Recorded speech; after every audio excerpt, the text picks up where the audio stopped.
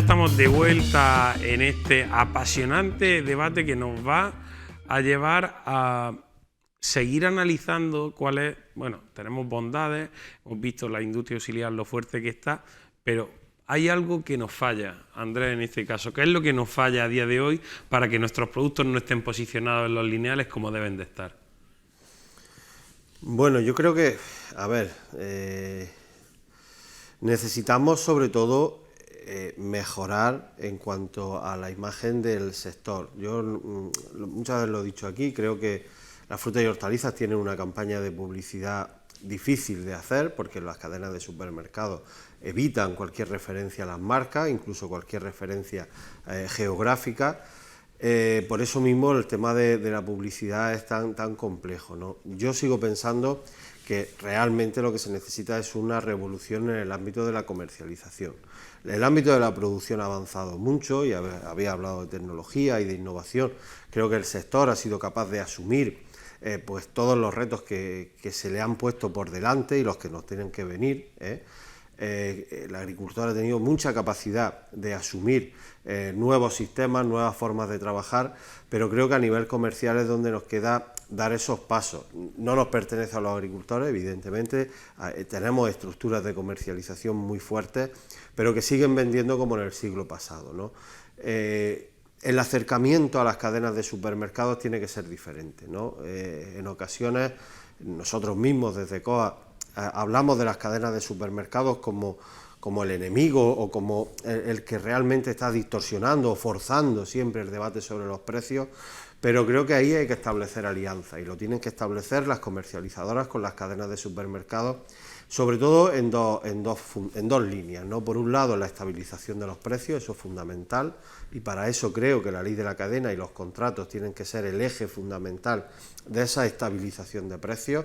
Al arrancar tu programa hablabas de pimiento lamullo a 3 euros, ostras, ¿no? Qué buen precio, pero luego resulta que hace una semana o dentro de una semana podemos estar hablando de justo lo contrario, ¿no? Los agricultores no queremos eso.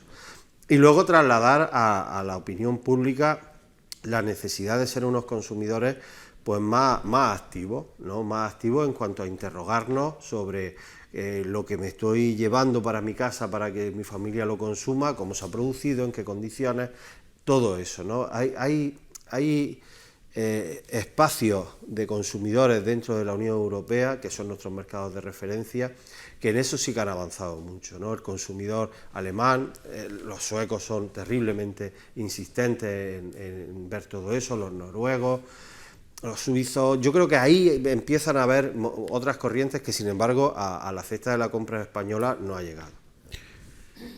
Alicia, yo no sé qué opinión tienes al respecto. Sí, estoy totalmente de acuerdo con Andrés. Quizá ahora sumaría que con las posibilidades que nos ofrece la tecnología hay quizá un atajo que podemos utilizar para llegar al consumidor, ¿no? Es verdad que hay que pasar por las comercializadoras, hay que pasar por esas distribuidoras, pero quizá que ahora con las tecnologías podamos llegar al consumidor de una forma más directa y hacerle entender las bondades de nuestro producto, y eso al final obliga un poco a las distribuidoras a verse obligadas a colocar nuestros productos en ciertos sitios o a posicionarlas en precio en ciertos otros, ¿no? Escuchaba el otro día una noticia hace poco del Mercadona, cómo había ordenado sus yogures en función de los saludables que eran, ¿no? Tenía ordenado en el lineal los yogures en función de los saludables que eran, con el producto que nosotros tenemos, que en sí es saludable, o sea, es que no hay que ordenarlo en función de más saludable o menos saludable, sino que son la base de la salud, ¿no? Lo que recomiendan todos los nutricionistas, lo que recomiendan todos los médicos. Pues realmente creo que esa es una llegada directa al consumidor que a través de la tecnología la podemos conseguir, y que al final el consumidor es el que manda y el que le va a obligar a esas distribuidoras a decir no, yo lo que quiero es esto y que me lo pongas por delante lo primero, ¿no? Y debemos de aprovechar ese reto también, lo decía Andrés muy bien, que hay muchos retos que el sector agrícola ha sabido afrontarlo y ha sabido llevarlo a buen puerto. Este es otro que debe de aprovechar también. Y aparte de comercializar, marketing, mucho saber vendernos, saber contar lo bien que lo hacemos, porque lo hacemos bien, hay que contarlo. Y eso lo estamos viendo sobre todo en la parte de subtropicales de Granada. Empieza ya a notarse la diferencia de las marcas, grandes marcas, que han creado en los lineales de los supermercados y que están saliendo un poco de esos commodities para desplazar a el resto de orígenes de esos terceros países. Aparte de la comercialización a través de cooperativas, comercializadoras, alhóndigas, llevamos hablando de un fenómeno que es ya una realidad y que supone ya entre el 25 y el 30% de la comercialización, que son agricultores que, supongo yo que hartos de los precios, han decidido ir por otra vía y comercializar ellos sus productos. Andrés, eso puede ser y es muy dañino también para el resto de agricultores, ya que claro, ellos en este aspecto tienen un margen más amplio, pero puede ser un punto de inflexión para un cambio de modelo de comercialización que a día de hoy parece que va en auge. A ver, eso es un movimiento legítimo, ¿no? No lo podemos cuestionar. O sea, al final, que un agricultor o que una familia de agricultores, ¿no? Porque a veces se unen entre 2 o 3 para contactar con alguien que les va a sacar su producto desde el origen, lo que nos lleva es a pensar cómo se está moviendo a día de hoy el modelo de comercialización. Por eso digo que cuidado, ¿no? Que grandes empresas de Almería, grandes cooperativas se están quedando muy estancadas. Lo que tú dices es una realidad. Las nuevas tecnologías han acercado muchísimo la producción, quizás no al consumidor final, pero sí a ese que está en el entorno de las cadenas de supermercados cercanas, de las fruterías, de esos otros modelos de comercio que hay, ¿no? Y a día de hoy es una realidad que agricultores con más o menos dimensión están directamente envasando y enviando a ese que tienen en destino, ¿no? Se da una circunstancia y esto es difícil para una organización agraria verlo y quizás para un periodista, ¿no? Pero es que yo creo que la estructura de comercialización del canal comercial ha cambiado, ¿no? Totalmente. Nosotros hablamos con mucha frecuencia de los comerciales refiriéndonos a personas que están en Almería, que trabajan en las empresas almerienses. Se está dando un fenómeno cada vez mayor de los que son los comerciales en destino, comerciales que están abasteciendo desde el destino, que pueden estar en Francia o que pueden estar en Barcelona, y que se dedican a hacer esa labor de buscar agricultores que les proporcionen un producto para clientes que tienen allí, cerca de donde ellos están, ¿no? Sin embargo, aquí seguimos hablando de los comerciales de aquí que llaman ¿no? Y en muchas ocasiones no nos estamos dando cuenta que el mundo está cambiando. Las cadenas de supermercados son muy agresivas, pero precisamente en el precio, porque están diseñadas para eso. Las grandes cooperativas lo que tienen que trabajar es en la estabilización de precios, la cual no nos vamos a cansar de eso. O sea, al final, o se estabilizan los precios, hablamos de precios con cierta certidumbre, con sensatez, ¿no? En el que un contrato sea la clave de una negociación, o lo van a tener muy difícil, sobre todo. Pero sí que yo creo que ahí están las cadenas de supermercados, que son las que al final en ríos revueltos ganancia de pescadores. Yo no lo tengo tan claro. No lo tengo tan claro, no lo sé, pero creo que no. Creo que no, de verdad. Pero a veces que tienen todos los datos. Hay más volumen de contratos con la provincia de Almería de lo que nos creemos. O sea, hay comerciantes que están en destino, que tienen contratos con las cadenas de supermercados y que lo que hacen aquí es buscar productos. Intentan pescar en ríos revueltos.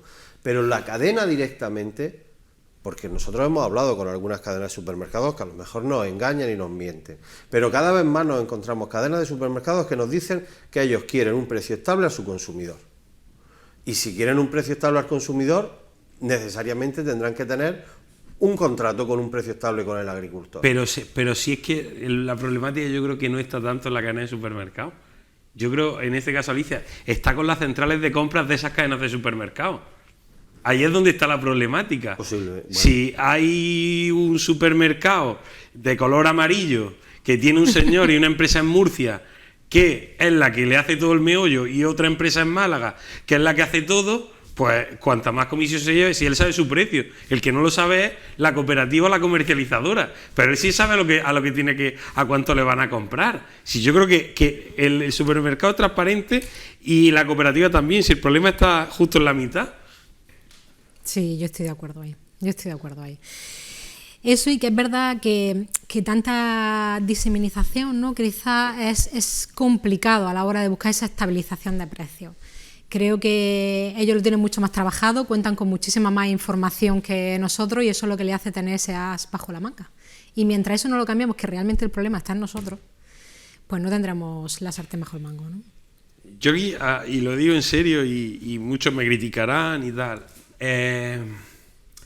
las certificaciones nos están llevando a que los supermercados tengan toda la información de nosotros.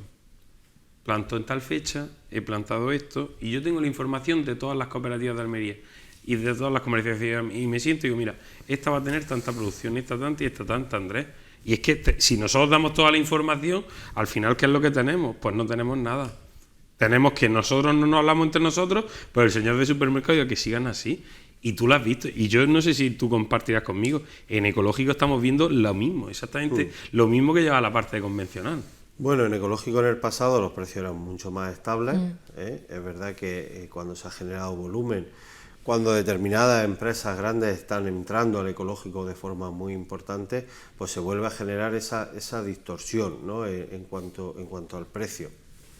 Habría que hacer un estudio, ¿no? Yo creo que tenemos un montón de tecnología y tenemos a una responsable de tecnología, ¿no?, en la mesa.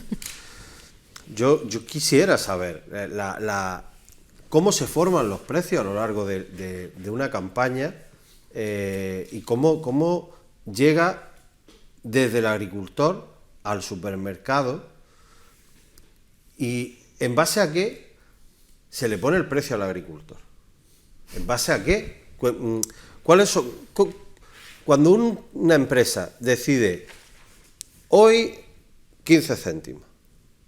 Pero si nosotros enviamos hoy, y no sabemos nuestro precio... 15 céntimos, ¿por qué? ¿Por qué me paga 15 céntimos? Y pues, tan sencillo como que hay unos picos, seguro, Andrés, hay unos picos de producción y entonces dice, tú envíame mercancía que luego ya haremos descuento. Vale, entonces, sí. Y eso es lo que hace. He hecho tierra donde tengo hoyo. Efectivamente. ¿No? Es que es tal cual. Pero es que si de verdad queremos que la agricultura tenga futuro, que los jóvenes se incorporen, que esto sea un trabajo atractivo, tendremos que darle certidumbre a la parte económica, a la parte de la rentabilidad de las explotaciones. Es verdad que existen esos picos de producción, que a veces faltan, pero hoy en día la tecnología, el tipo de invernaderos que tenemos, el diseño de nuestras estructuras de producción, hace que las producciones sean mucho más estables. Correcto. Eso no es, se han metido 2 días nublados y ahora no tengo producto.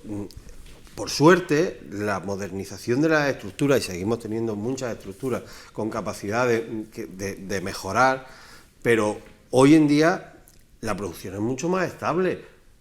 Un cultivo de pepino en el mes de enero, hace 20 años era imposible, no sacaba absolutamente nada porque no.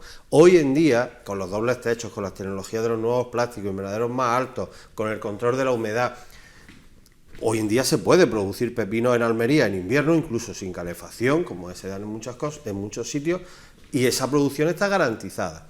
Puede haber una racha de frío que te baje algo, tal, pero lo que no es normal es, sobran 4 kilos, tiro el precio al suelo, me faltan 3 kilos, pago lo que haga falta, ya lo recogeré más adelante. Correcto.